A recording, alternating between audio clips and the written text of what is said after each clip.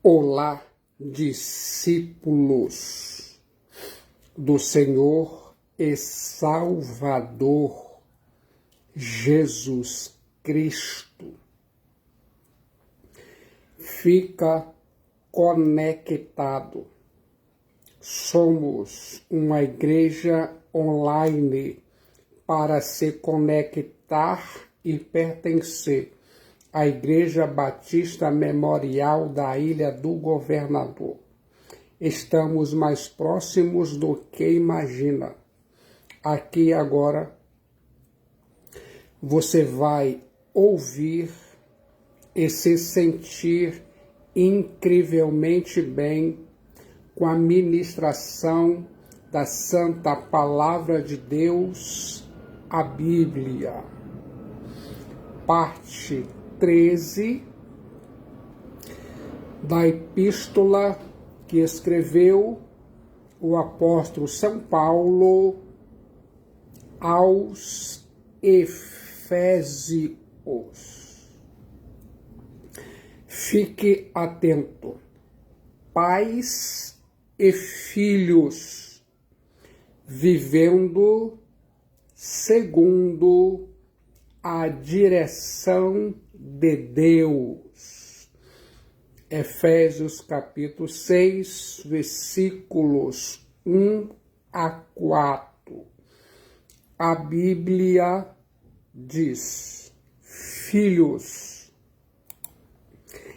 tecnon, obedecei a vossos pais no Kyrios, pois isto é justo. Honra a teu pai e a tua mãe, que é o primeiro mandamento com promessa, para que vá bem e seja de longa vida sobre a terra. E vós, pais, não provoqueis vossos filhos a ira, mas criai-os na disciplina e na admoestação do Kyrios, do Senhor. Efésios capítulo 6, versículos 1 a 4. Coloque a palavra de Deus, a Bíblia, em sua mente. Muitos benefícios advirão.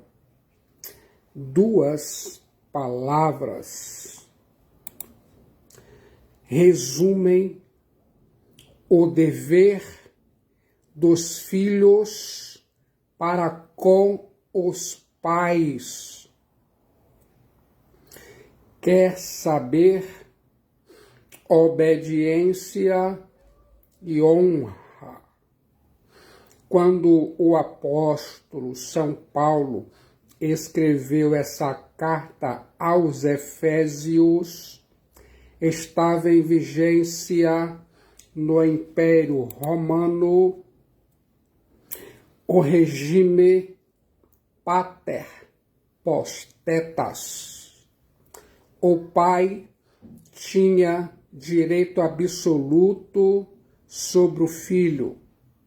Podia casá-lo, divorciá-lo, escravizá-lo, vendê-lo, rejeitá-lo, prendê-lo e até mesmo matá-lo. Hoje vivemos o outro extremo. O ano de 1960 irrompeu com os hippies, um movimento de contracultura. Os jovens revoltaram-se contra a autoridade dos pais e rebelaram-se contra toda sorte de autoridade institucional. O diabo está por trás de toda essa desobediência. O apóstolo São Paulo diz que a desobediência aos pais é um sinal evidente de decadência da sociedade. Romanos capítulo 1, versículo 30, e 2 Timóteo capítulo 3, versículo 2. Quero que se lembre da Santa Palavra de Deus, a Bíblia. Se você que está aqui conectado e ouvindo essa mensagem, se você é um cristão, é capaz de mudar seu relacionamento com a sua família.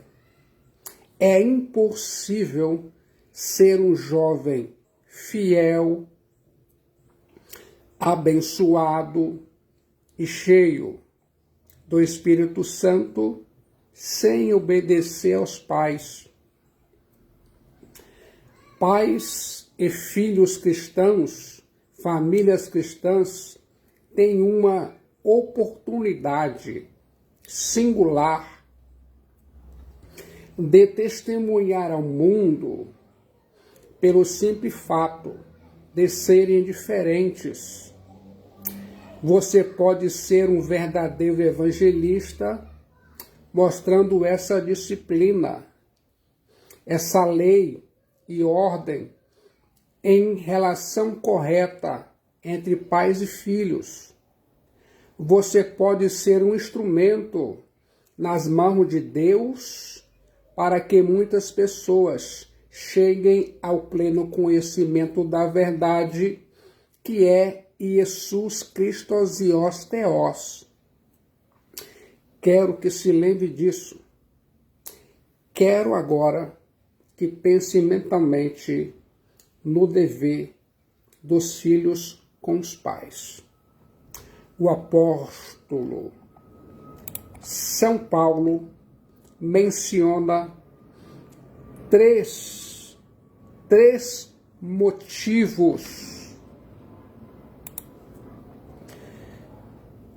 que precisam levar os filhos a ser obedientes aos pais: a natureza, a lei e o Evangelho de Jesus Cristo. Em primeiro lugar, a natureza. Tecnon, filhos, obedecei a vossos pais no Senhor, no Kyrios, pois isto é justo. Efésios capítulo 6, versículo 1. A Bíblia diz, eu acredito. A obediência dos filhos aos pais é uma lei da própria natureza. É o comportamento padrão de toda a sociedade. A desobediência aos pais é um sinal de decadência moral da sociedade, é um sinal do fim dos tempos. Romanos capítulo 1, versículo 28 a 30, e 2 Timóteo capítulo 3, versículos 1 a 3. Coloque a Bíblia em sua mente. A Bíblia diz, eu acredito. Em segundo lugar, a lei. Honra a teu pai e a tua mãe, que é o primeiro mandamento com promessa, para que vá bem e sejas de longa vida sobre a terra. Efésios capítulo 6, versículo 2 e 3. A Bíblia diz, eu acredito. Honrar é mais do que obedecer. Os filhos não devem prestar só obediência aos pais, mas devotar amor, respeito e cuidado a eles. É possível obedecer sem honrar. O irmão do filho pródigo obedeceu ao pai, mas não o honrava. Há filhos que desamparam os pais na velhice ou na doença.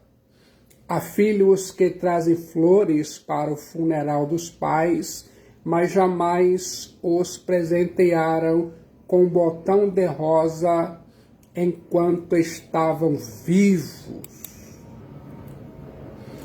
Você sabia? Honrar pai e mãe é honrar a Deus. Registro bíblico de Levítico, capítulo 19, versículos 1 a 3. A desonra aos pais era um pecado punido com a morte. Fique de olho no terceiro livro da lei, Levítico, capítulo 20, versículo 9. Se um homem amaldiçoar a seu pai ou a sua mãe, será morto. Amaldiçoou seu pai e sua mãe, o seu sangue cairá sobre ele. Agora, quero que fique atento. No quinto livro da lei, Deuteronômio, capítulo 21, versículo 18 a 21. Se alguém tiver um filho contumaz e rebelde, que não obedece à voz do seu pai e à de sua mãe, e ainda castigado, não lhe dá ouvidos, seu pai e sua mãe o pegarão e o levarão aos anciãos da cidade à sua porta. Eles dirão: esse nosso filho é rebelde e contumaz, não dá ouvidos à nossa voz, é dissoluto e beberrão. Então todos os homens da sua cidade o apedrejarão até que morra, assim eliminarás do meio de ti, todo o Israel ouvirá e temerá. A Bíblia diz, eu acredito, resistir à autoridade dos pais é insurgir-se contra a autoridade do próprio Teós. Quero que se lembre disso. Honrar pai e mãe traz benefícios. Honra teu pai e a tua mãe, que é o primeiro mandamento com promessa, para que te vá bem e seja de longa vida sobre a terra. Efésios capítulo 6, versículo 2 e 3. Coloque a Bíblia em sua mente. A promessa nesse versículo 2 e versículo 3 de Efésios 6 consiste em prosperidade e longevidade. No Antigo Testamento, as bênçãos eram terrenas e temporais, como a posse da terra. No Novo Testamento, nós somos abençoados com toda sorte de bênçãos espirituais em Jesus Cristo. O Filho obediente livra-se de grandes desgostos. Você sabia? Quer saber dos exemplos de algumas coisas que são importantes? Primeiro, ouvir os pais. Quantos desastres, casamentos errados, perdas, lágrimas e mortes seriam evitados se os filhos escutassem os pais. Segundo, ter cuidado com as seduções. Provérbios capítulo 1, versículo 10. Filho meu, se os pecadores querem seduzir-te, não o consistas.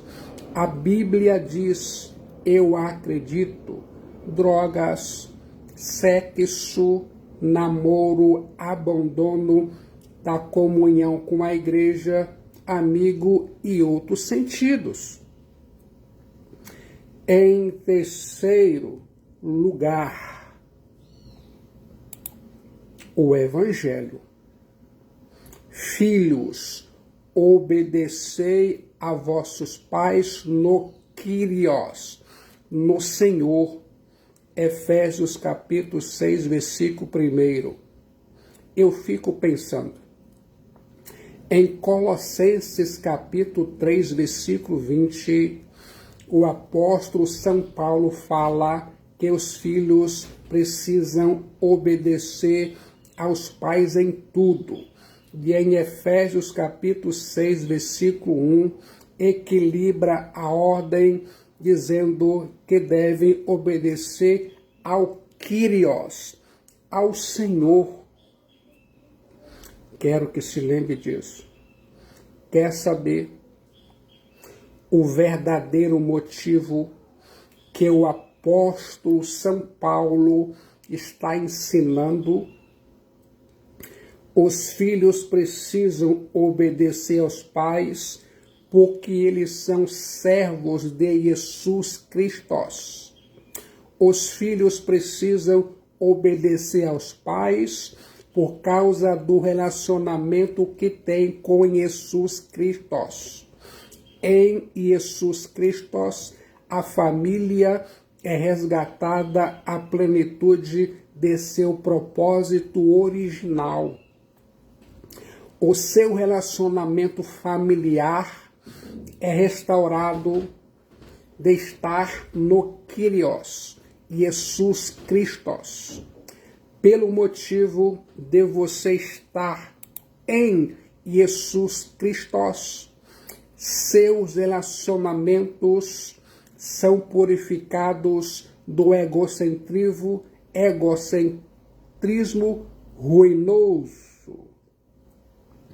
Os filhos aprendem a obedecer aos pais, porque isso é agradável ao Kyrios, Jesus Cristo.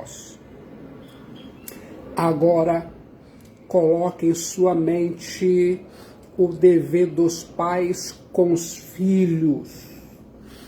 E vós, pais, não provoqueis vossos filhos a ira para porizo, mas criai-os na disciplina paideia e na admoestação noutésia do Kyrios.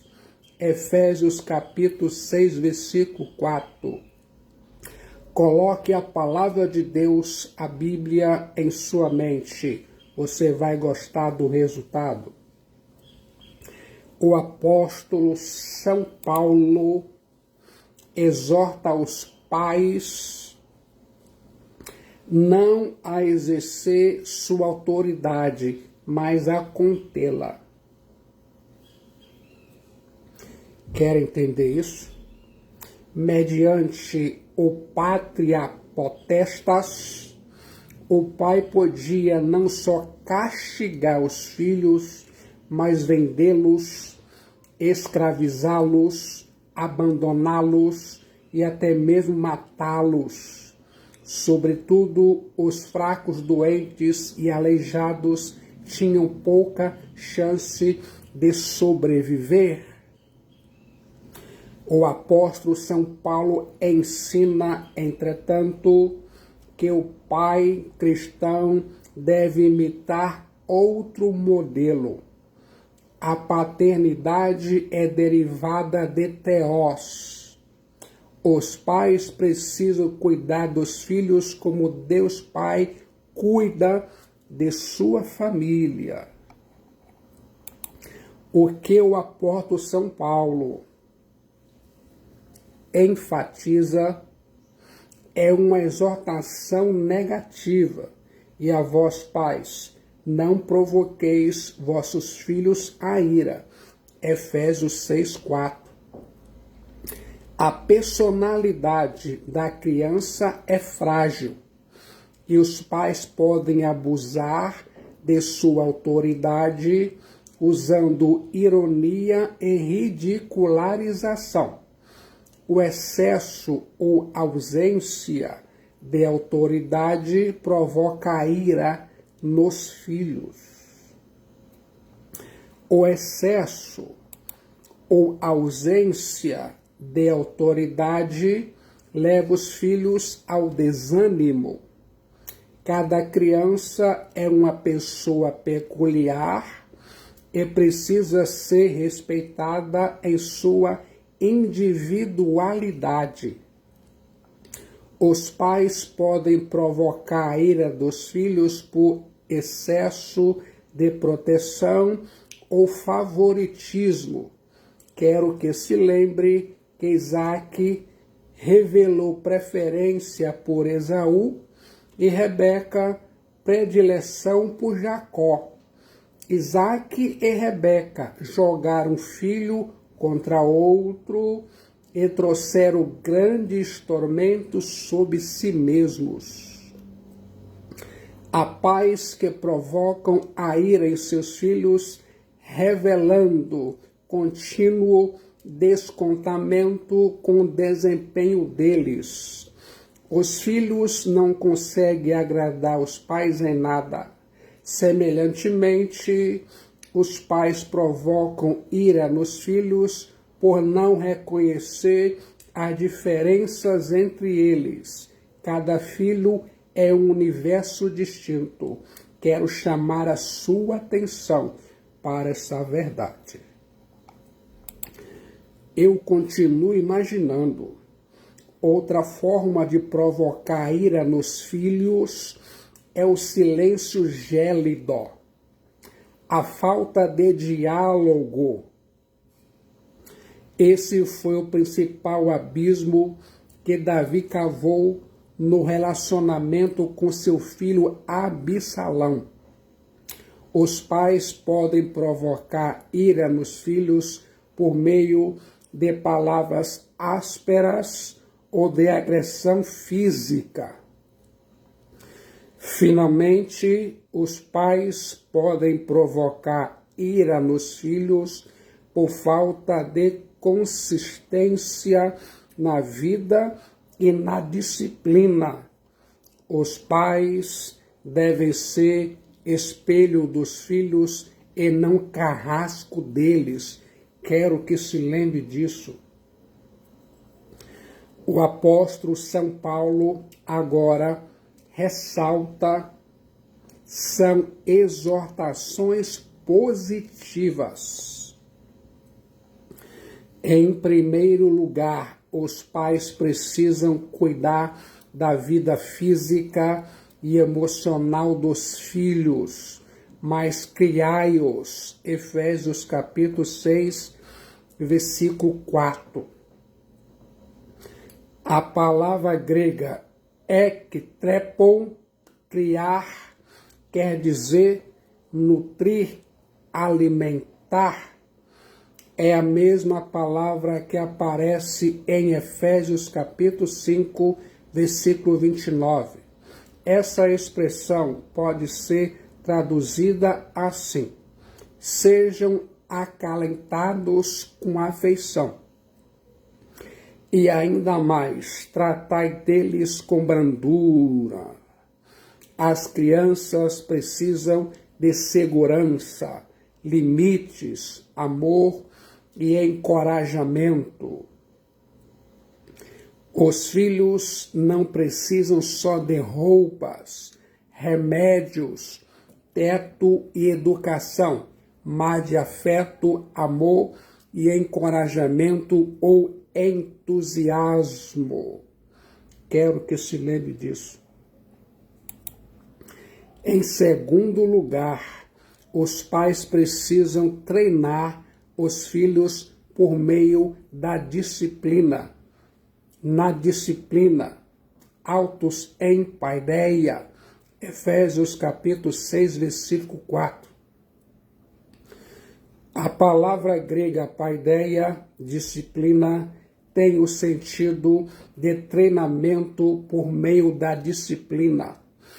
A disciplina se dá por meio de regras e normas, de recompensas e, se necessário, de castigo. Só pode disciplinar, fazer discípulo, quem tem domínio próprio. Que direito tem um pai de disciplinar o filho se ele mesmo precisa ser disciplinado? A palavra paideia em grego representa o treinamento que produz uma reação automática do filho, de modo que, quando o pai chama, ele vem. Quero que se lembre disso. Em terceiro lugar,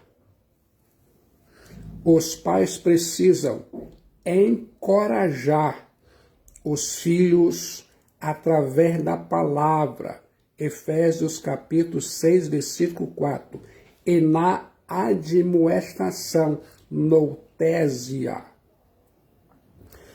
A palavra grega noutésia, admoestação, quer dizer educação verbal. É educar eficazmente por meio da palavra falada, seja de ensino, seja de advertência, seja de estímulo. Se houver apenas advertência, os filhos ficam desanimados. Se houver apenas estímulo, eles ficam mimados. Esse equilíbrio entre advertência e estímulo é fundamental para a educação dos filhos. Essa palavra grega noutésia, admoestação, quer dizer que os filhos precisam começar desde pequeninos a distinguir entre o que é certo e o que é errado. Os filhos precisam ser instruídos acerca do que é certo e errado, segundo o que Deus ensina em sua santa palavra, a Bíblia. Quero chamar a sua atenção para essa verdade. Em quarto lugar, os pais são responsáveis pela educação cristã dos filhos. Efésios capítulo 6, versículo 4. E na admoestação do Kyrios. A expressão do Senhor Kyrios revela que os responsáveis pela educação cristã dos filhos não são o Estado, a escola, nem mesmo a igreja na escola bíblica dominical, mas os próprios pais. Sob a economia divina, os filhos pertencem antes e acima de tudo aos pais. Por trás dos pais está o Kyrios, Jesus Christos, o Senhor, é o mestre e o administrador da disciplina. A preocupação básica dos pais não é apenas que seus filhos se submetam a eles, mas que cheguem a conhecer Jesus Christos e os Theos, a fim de obedecê-lo de todo o coração, mente e vontade. Quero chamar sua atenção para essa verdade. Os pais precisam se preocupar mais com a lealdade dos filhos a Jesus Cristo do que com qualquer outra coisa. Até mesmo do que com a saúde, com o vigor, o brilho intelectual deles, com a prosperidade material, com a posição social ou com que não sofram grandes tristezas e infortúnios. Toda a atmosfera em que a educação é transmitida precisa ser de tal maneira que o Senhor Kyrios, Jesus Cristo, venha pôr sobre ela seu selo de aprovação, uma vez que o próprio cerne da educação cristã é este: conduzir o coração dos filhos ao coração do Salvador Jesus Christos Hios Theos. Quero que se lembre disso. Você vai ouvir agora. Patrões e empregados. Efésios capítulo 6, versículos 5 a 9. Quanto a vós outros, obedecei ao vosso Kyrios, segundo a carne, com temor e tremor, na sinceridade do vosso coração, como a Cristos. Efésios 6, 5. Não servindo à vista como para agradar a homens, antropos, mas como servos de Cristos, fazendo de coração a vontade de Theos. Efésios 6, 6. Servindo de boa vontade como ao Kyrios, e não como a homens. Efésios 6, 7. Certo de que cada um, se fizer alguma coisa boa, receberá isto outra vez do Kyrios, quer seja servo, quer livre. Efésios capítulo 6, versículo 8. E vós, senhores, de igual modo procedei para com eles, deixando as ameaças, sabendo que o Kyrios, tanto deles como vosso, está nos céus, orando-nos, que para com ele não há acepção de pessoas. Efésios capítulo 6, versículo 9. Ouça atentamente, patrões e empregados. Os servos doulos desse texto bíblico eram escravos e não servos no sentido moderno da palavra. A escravidão parece ter sido universal no mundo antigo. Uma alta porcentagem da população do Império Romano consistia em escravos. Havia cerca de 60 milhões de escravos no Império Romano. Eles, os escravos, constituíam a força de trabalho e incluíam não somente os empregados domésticos e os trabalhadores manuais, mas pessoas cultas, como médicos, professores e administradores. Entre os escravos existiam trabalhadores domésticos, funcionários, mestres, doutores e pessoas de muitas outras profissões.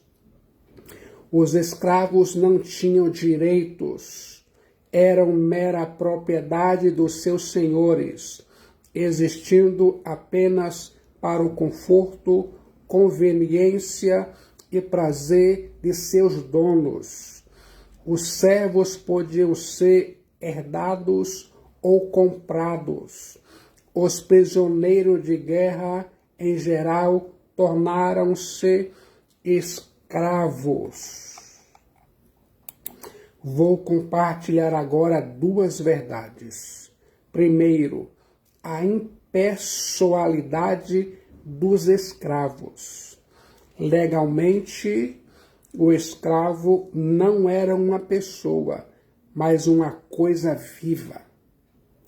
Aristóteles dizia que não podia haver nenhuma amizade entre o senhor e o escravo, visto que um escravo é apenas uma ferramenta viva, assim como uma ferramenta é um escravo inanimado.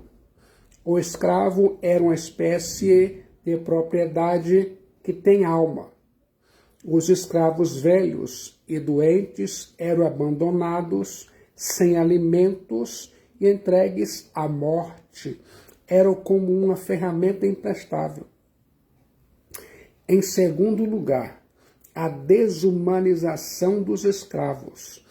A legislação romana dizia que os escravos eram apenas bens móveis, sem direitos, os quais o senhor podia tratar ao pé da letra como quisesse. O pátria potestas dava direito ao senhor de castigar, confinar e matar seus escravos. Os escravos podiam ser torturados e mutilados, seus dentes podiam ser arrancados e seus olhos vazados. Alguns deles eram jogados às feras e até mesmo crucificados. Você sabia? Quer saber como os apóstolos de Jesus Cristo trataram a questão da escravidão? Os apóstolos não se consideraram reformadores sociais. Eram, antes de tudo, arautos das boas novas de salvação do Evangelho de Jesus Cristo. Os apóstolos, porém, não fecharam os olhos à escravidão. Na verdade, anunciaram os verdadeiros princípios, como o da absoluta igualdade espiritual entre senhores e escravos, que acabaram destruindo essa terrível mancha da civilização. O procedimento dos apóstolos para com esse mal social foi semelhante ao do lenhador que tira a casca da árvore e a deixa morrer. O cristianismo provocou não só uma revolução política, social e econômica, mas uma revolução moral e espiritual. Se o cristianismo tivesse se envolvido com causas políticas antes que com espirituais, ele teria promovido um banho de sangue e destruído no nascedouro a religião cristã. Os textos de Efésios 6, 5 a 9, Colossenses 3, 22 a 4, 1, Filemon 16 e Tiago 5, de 1 a 6, minam as bases da escravidão. A Bíblia diz, eu acredito, o cristianismo não ataca diretamente as formas de vida social vigentes. O cristianismo não procurava promover uma revolução, aliás, justificável por meio de processos externos. Tal empreendimento teria sufocado com sangue a religião nascente. O Evangelho de Jesus Cristo realizou obra mais nobre.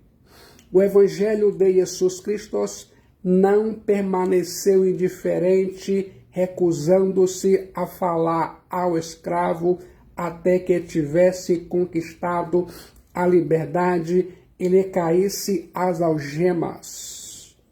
O Evangelho de Jesus Cristo desceu ao nível da degradação pronunciando aos ouvidos palavra de bondade, e deu uma liberdade que os grilhões não puderam impedir, nem a tirania pôde esmagar pela força. O Evangelho de Jesus Cristo triunfou sobre a escravidão. Foi o Evangelho de Jesus Cristo que apagou essa mancha de escravidão da civilização. Os reformadores trataram da questão do mistério do pobre e do ministério do rico.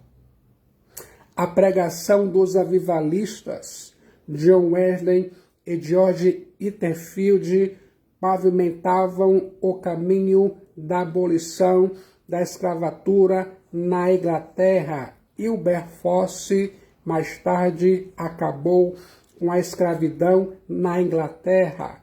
A Guerra Civil dos Estados Unidos acabou com a escravidão, com a vitória dos Estados do Norte sobre os Estados do Sul. E no Brasil, a escravidão foi vencida em 1888.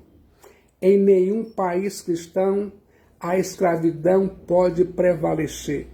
Quero que se lembre disso. Em Efésios 6, 5 a 9, o apóstolo São Paulo mostra 3 aspectos de um relacionamento transformado que liquidou com a escravidão. Primeiro, igualdade. Efésios 6, 9. Diante de Deus, os senhores e os escravos eram iguais. Segundo, justiça. Fazei o mesmo para com eles. Colossenses 3, 22 a 4, 1. E terceiro, fraternidade. Filemão 16. Não mais como escravo. Aliás, melhor do que escravo, mas como irmão amado. Assim, a escravidão foi abolida de dentro para fora. Como se sente ao ouvir tudo isso? Quero agora que fique de olho no dever dos empregados em relação a seus patrões. Quer saber como deve exercer a obediência? Em primeiro lugar, os empregados devem ser respeitosos. Quanto a vós outros servos, doulos, obedecei a vosso Senhor segundo a carne, com temor e tremor, na sinceridade do vosso coração, como a Cristo. Efésios capítulo 6, versículo 5. Obedecer com tremor e temor não quer dizer terror servil, mas antes o espírito de solicitude de quem possui o verdadeiro sentido de responsabilidade. É o cuidado de não deixar nenhum dever sem ser cumprido. O apóstolo São Paulo não aconselha os escravos se rebelar, mas a ser cristãos na condição em que estão. O cristianismo não é um escape das circunstâncias, mas a transformação delas. Quero que se lembre disso em toda a sua jornada cristã. Em segundo lugar, os empregados devem ser íntegros. Efésios capítulo 6, versículo 5, na sinceridade do vosso coração. A Bíblia diz, eu acredito. Refere-se a fazer o trabalho com realismo, sem duplicidade e sem fingimento. É agir com integridade e sinceridade, sem hipocrisia nem segundas intenções. Fazer um bom trabalho é a vontade de Theos. Não existe dicotomia entre o secular e o sagrado. Quando você tem um bom funcionário, isso redunda em glória para o nome de Jesus Cristo. Essa é uma liturgia que agrada a Teós. O empregado precisa ser honesto. Ele precisa honrar sua empresa. Em terceiro lugar, os empregados devem ser coerentes espiritualmente. Efésios capítulo 6, versículo 5, como a Cristos. Como a Cristos quer dizer que o empregado deve encarar a obediência ao seu senhor terreno como uma espécie de serviço prestado ao próprio Jesus Cristo. Essa é a essência da submissão da esposa ao marido, dos filhos aos pais, dos empregados aos patrões. Eles precisam obedecer porque são servos de Jesus Cristo. Eles precisam ser leais aos patrões por causa do compromisso que têm com o senhorio de Jesus Cristo e os teós. O empregado cristão mais infiel, que faz corpo mole, que traz seu patrão, sua empresa, que não dá o melhor de si, está traindo o próprio Jesus Cristo. A convicção do trabalhador cristão é que cada trabalho que realiza precisa ser suficientemente bom como se fosse apresentá-lo a Jesus Cristo. É uma liturgia a Jesus Cristo, o Kyrios. O cristão precisa trafegar da empresa para o templo com a mesma devoção. A questão do trabalho e da relação patrão-empregado, mais do que um problema econômico e social, é uma questão espiritual.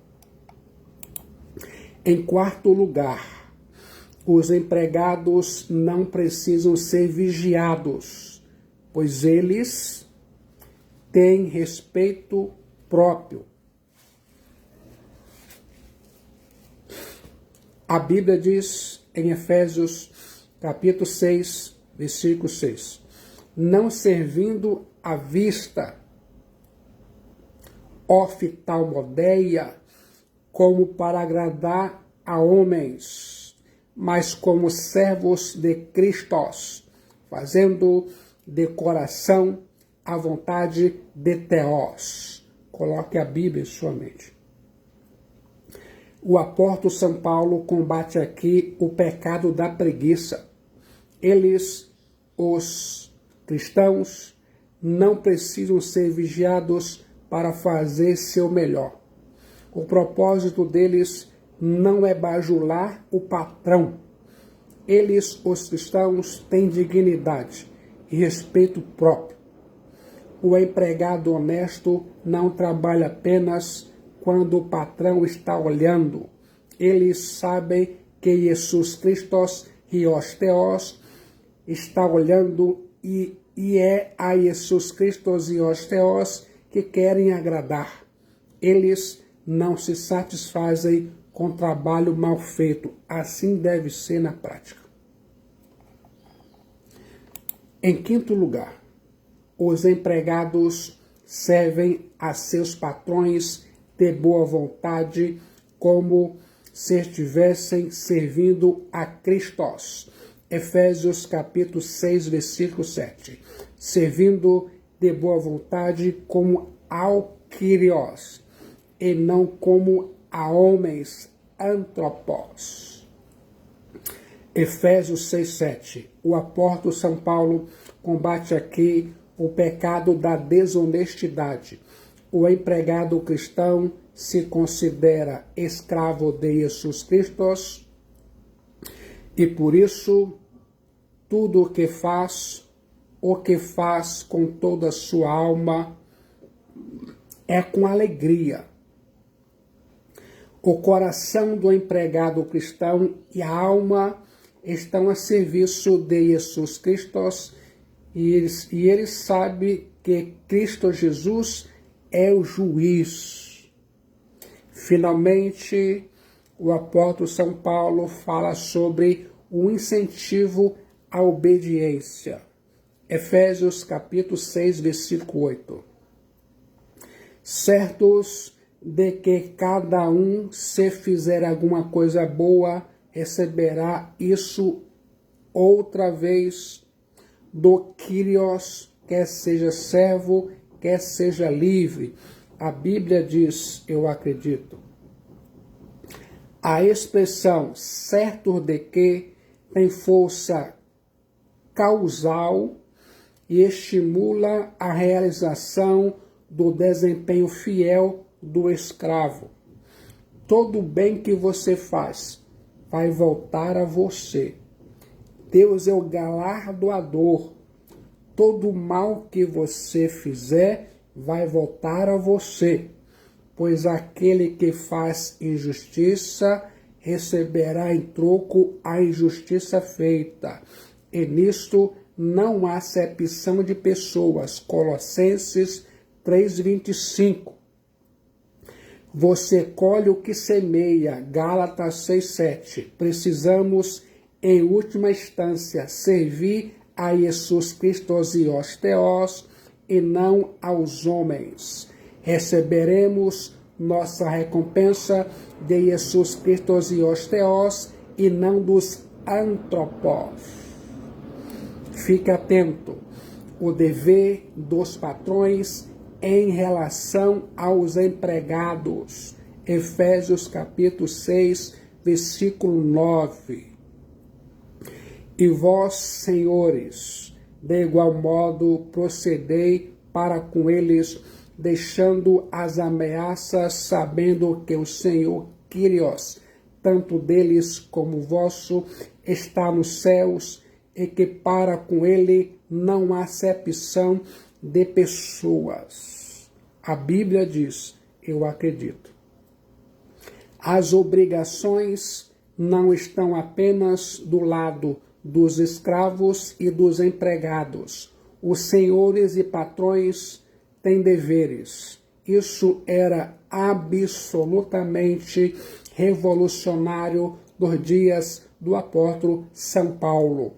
Em Efésios capítulo 6, versículo 9, contém 3 coisas: um princípio, uma proibição e um estímulo. Em primeiro lugar, o princípio da igualdade diante de teós, e vós, senhores, de igual modo procedei para com eles. Pense mentalmente. Se você, patrão, espera receber respeito, demonstre respeito. Se espera receber serviço, preste serviço. É uma aplicação de regra áurea. Como quereis que os outros façam, assim também fazei a eles. Lucas 6:31.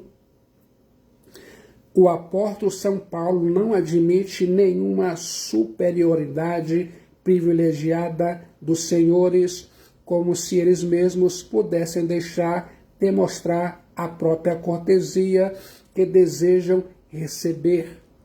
O patrão deve entender que, apesar de ser patrão, ele não deixa de ser servo de Deus. Deus é seu juiz. Ele, o patrão, vai prestar contas ao Kyrios e Jesus Cristo e os teós. Seu patrão espera o melhor de seu empregado, precisa fazer o melhor para eles. O patrão não pode explorar os empregados. O problema do trabalho ficaria resolvido se tanto o empregado como o patrão observassem os ensinos da Santa Palavra de Deus, a Bíblia. Em segundo lugar, a proibição, deixando as ameaças, Efésios 6:9. No tempo do apóstolo São Paulo, os escravos viviam sob o medo de ameaças. O patrão cristão precisa abandonar essa prática de ameaçar seus empregados. Os empregados precisam ser tratados com bondade e respeito, nunca com violência ou humilhação. Quero que se lembre disso. Há dois tipos de autoridade, imposta e adquirida. A verdadeira autoridade não é aquela que impomos pela força, mas aquela que conquistamos pelo exemplo. O tratamento respeitoso é um elemento motivacional básico. O empregado motivado produz mais. A autoridade dos maridos, pais e patrões é uma oportunidade para servir e cuidar, não para oprimir, humilhar, oprimir e ameaçar o empregado por ele estar numa posição mais fraca é um grave pecado aos olhos de Deus.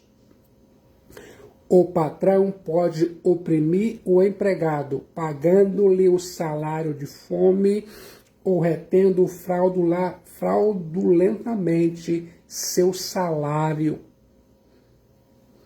A Bíblia diz em Tiago 5, de 1 a 6. Em terceiro lugar, sabendo que o Kyrios, tanto deles como vosso, está nos céus, orando-nos, e para com ele não há acepção de pessoas. Efésios 6, 9. Coloque a palavra de Deus, a Bíblia, em sua mente. Muitos benefícios advirão. Os patrões cristãos são responsáveis diante de Deus pelo modo como tratam seus empregados. Eles, os patrões cristãos, não são superiores nem melhores aos olhos de Deus. Tanto eles como seus empregados ajoelham-se diante do mesmo Kyrios Jesus Cristo, que não faz diferença entre as pessoas. Deus não demonstra parcialidade nem favoritismo. Muitos homens que governam foram servos antes de ser líderes. Quero que se lembre de José, Moisés, Josué, Davi, Neemias. Antes de você se tornar um líder, precisa aprender a ser servo. Jesus Cristo Theos diz que aquele que quiser ser grande entre os outros deve ser servo de todos. Mateus capítulo 20, versículo 27. O patrão que se esquece que tem um Kyrios no céu, Jesus Cristo Theos, fracassa em ser um bom patrão sobre a terra. Como foi a sua sensação ao ouvir tudo isso? Gostou do diagnóstico da Santa Palavra de Deus, a Bíblia, em relação aos filhos, aos pais, aos patrões e empregados? Se sente confortável e disposto a obedecer a palavra de Deus, a Bíblia? Faça desse momento um marco histórico e ainda mais, se sente pronto a entregar sua alma a Jesus Cristo? No momento de decisão em Jesus Cristo, seu destino é selado, sua alma é salva e muitos benefícios advirão. Jesus Cristo é a solução para a sua alma. Jesus Cristo salva. Jesus Cristo é a única esperança. Venha, venha, venha aqui agora para Jesus Cristo enquanto você respira o ar da graça de Deus.